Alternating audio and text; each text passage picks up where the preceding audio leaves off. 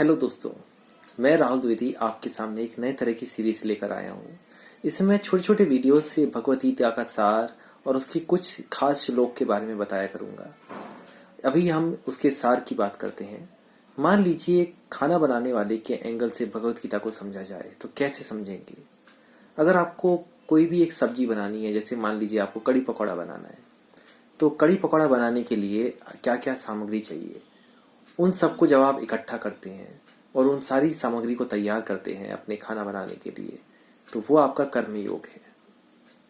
उस खाना बनाने के वक्त किस सामग्री को कितना इस्तेमाल करना है ताकि स्वाद में हेरफेर ना हो, स्वाद सही रहे, तो जो आप पूरा ध्यान रखते हैं कि स्वाद सही बना रहे, वो आपका ध्यान योग है।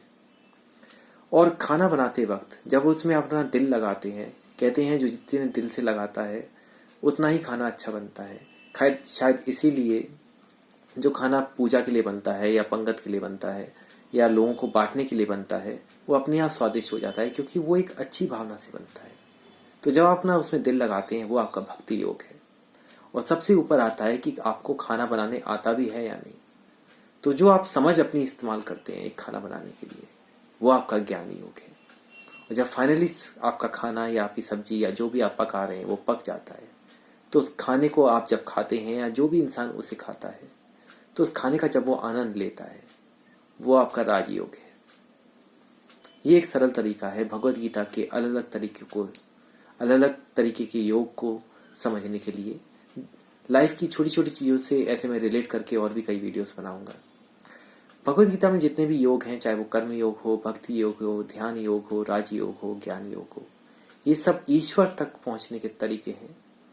ठीक वैसे ही अगर मैं इसे खाना बनाने के रास्ते से रिलेट करूं, तो अलग अलग योग सिर्फ खाना बनाने के प्रोसेस का जो आखिरी चरण है, यानी खाना खाना, उस तक पहुंचने के तरीके हैं। और ईश्वर की असली प्रैक्टिकल भाषा में अनुभूति क्या है, जो आनंद आपको हर काम के अंत में मिलता है। तो पूरी लगन से जब आप काम करते हैं, तो आपको अपने काम की सफलता का आनंद अपने आप मिल जाता है। और यही भगवत गीता का सार है कि कर्म करो और फल की चिंता मत करो। फल आपके कर्म के आधार पे अपने आप बन जाएगा। आशा करता हूं कि ये वीडियो आपके समझ में आए और ये पूरी सीरीज में और भी जितने एग्जाम्पल दूंगा वो भी आपके समझ में आए। मेरे वीडियोस को यूं ही देखते रहिए। भगवान आप सबका भला करे। धन्यवाद।